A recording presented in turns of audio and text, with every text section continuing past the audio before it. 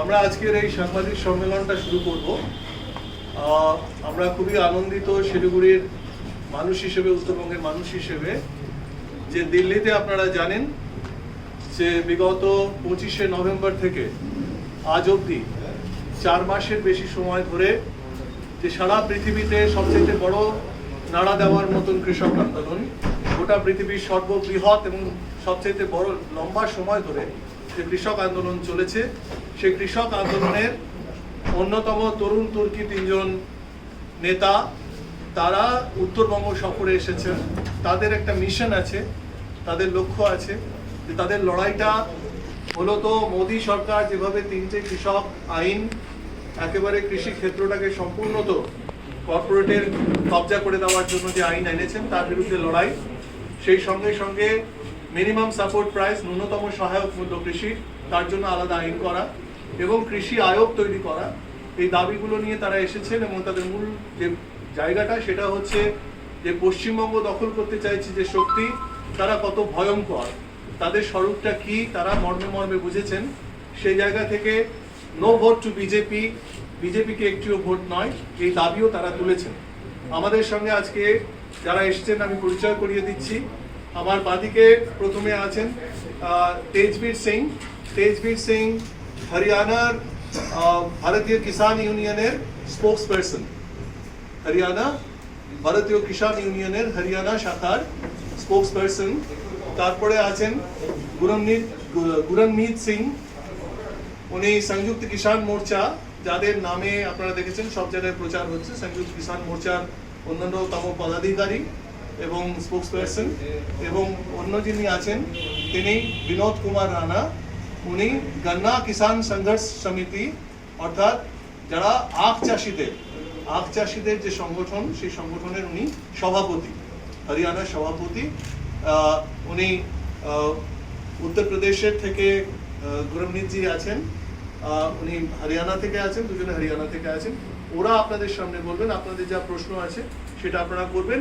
আমরা গতকাল, ওরা শিলিগুড়িতে এসেছেন এবং আমরা গতকাল সন্ধেবেলাতে আমরা সবাইকে খবর দিতে পারিনি, আর ওই সময়টা আপনাদের পক্ষে ঠিক সময়ও নয়, আমরা জানি। একটা ফ্যাসিবাদ বিরোধী নাগরিক মঞ্চ শিলিগুড়িতে তৈরি হয়েছে, যেখান থেকে আমরা লম্বা সময় ধরে বিজেপি বিরোধী, অর্থাৎ নো ভোট টু বিজেপি ক্যাম্পেইনের মধ্যে আছি। আমাদের আয়োজনে গতকাল একটি নাগরিক সভা হয়, সেই সভায় প্রচুর মানুষ ছিলেন, তাদের কাছে ওরা বিস্তারিতভাবে বলেছেন। আমরা চেষ্টা করছি যে উত্তরবঙ্গের অন্যান্য প্রান্তগুলোতে ইতিমধ্যেই ওরা কুচবিহারের বিভিন্ন প্রান্ত, শীতলকুচি, মাথাভাঙা, বিভিন্ন গ্রামে বসে কৃষকদের সঙ্গে ওরা সভা করেছেন, সেখানে তারা প্রচার করেছেন। তো আমরা আশা করছি যে আগামী দিনে আমরা আরও নির্বাচনের আগেই আলিপুরদুয়ার বা অন্যান্য জলপাইগুড়ি জেলার বিভিন্ন ক্ষেত্রে তাদের নিয়ে গিয়ে প্রচারটা, অভিযানটাকে আমরা চালাতে পারবো। তো আমি সময় বেশি নষ্ট করব না, আমি আগ্রহ করব যে नमस्कार, आपका बहुत बहुत धन्यवाद आने के लिए, क्योंकि गोदी मीडिया हमारी बातें नहीं सुनता और वो जो दिखाता है वो सत्य नहीं बताना चाहता। हम सबसे पहले आपको बताना चाहते हैं कि आंदोलन अब एक फसल का आंदोलन ना होकर एक नस्ल का आंदोलन होगा, right to speech, right to protest. और इसके अंदर अकेला किसान ही नहीं प्रभावित होगा, हर वो वर्ग, क्योंकि हमने एक बात बोली थी अभी थोड़े दिन पहले, आपका खेती से नहीं तो रोटी से तो वास्ता है। और इसके अंदर एसेंशियल कमोडिटी के अंदर सरकार मानती है कि तेल, दाल, आलू ये जरूरी चीजें नहीं, ये वस्तुएं नहीं। ये आपके रसोई का बजट 5,000 से 25,000 करने जा रहे हैं। हर एक वर्ग इससे प्रभावित होगा, जो नौकरी करता है, जो दुकानदार है, जिसका छोटा व्यवसाय है। अब आप देख लीजिए, सिलेंडर के रेट पर नहीं बोलते, तेल का रेट आसमान छू चुका है। इस एक्ट के अनुसार सरकार बोलती है कि इन्होंने स्टॉक लिमिट को हटा दिया गया है कि जमाखोरी, कोई भी एक बड़ा उद्योगपति जिसके पास 1000 करोड़ है, 2000 करोड़ है, वो जितना चाहे उतना स्टॉक कर सकता है।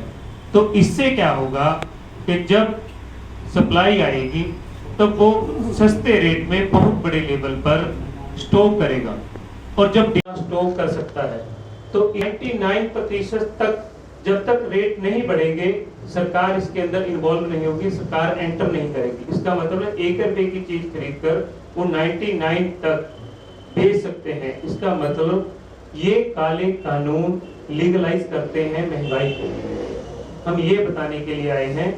और दूसरी बात, आप ये देख लीजिए, राइट टू स्पीच, अगर इस कानून पर कोई बोलता है, आपके सामने एक अच्छा खासा उदाहरण दिशा रावी का, उन्होंने बोला, उनको जेल के अंदर कर दिया और कोर्ट क्लियरली ये बात बोलती है कि बोलने का राइट है। दूसरी तरफ इनके प्रवक्ता होते हैं, जितने भी बीजेपी के स्पोक्स पर्सन होते हैं, वो टीवी पर आकर एक बात बोल देते हैं कि ये किसान नहीं, ये तो आतंकवादी बैठे हैं, ये आंदोलनजीवी हैं। तो हमें अच्छा लगता है कि हम आंदोलनजीवी हैं, क्योंकि बंगाल का आंदोलनजीवी से सबसे ज्यादा रिश्ता है। आज़ादी की दूसरी लड़ाई लड़ रहे हैं, जैसे बंगाल और पंजाब ने आज़ादी की पहली लड़ाई लड़ी थी, जिसमें अंग्रेजों से हमें आज़ादी दिलवाई गई थी। आज हमें आज़ादी चाहिए कॉर्पोरेट से, हमें आज़ादी चाहिए फांसीवाद से।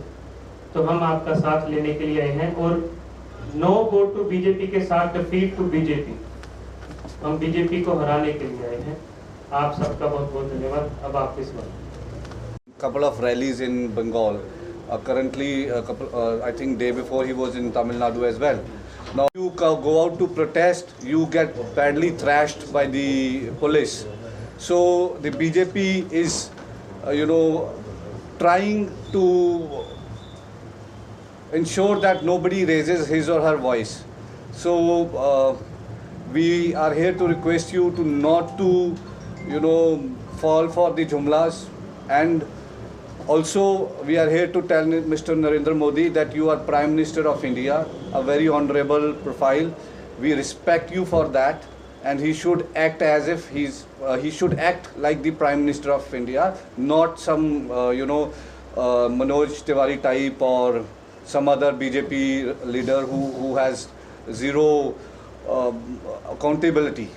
So he's Prime Minister of India. He should not indulge into the language he uses for a elected Chief Minister, and it is not his job to seek votes for his party, because now he is above his party. He's Prime Minister of India. He's not Prime Minister of BJP.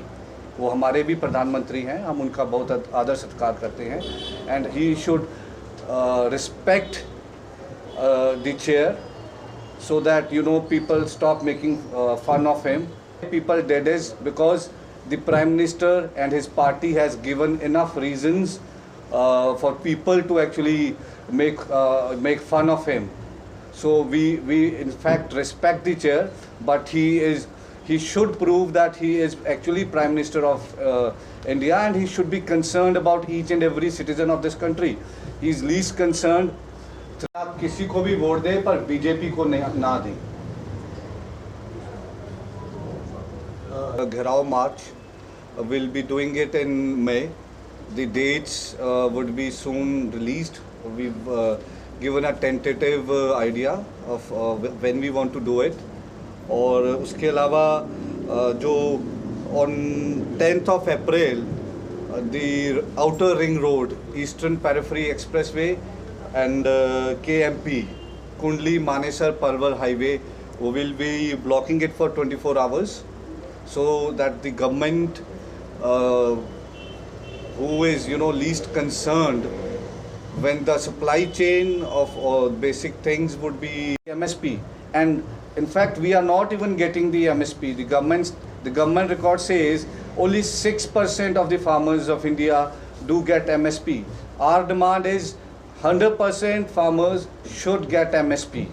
What is wrong in giving us minimum support price? And yes, we are fighting for small petty farmers who, if this act will be practiced, their lands would be snatched away.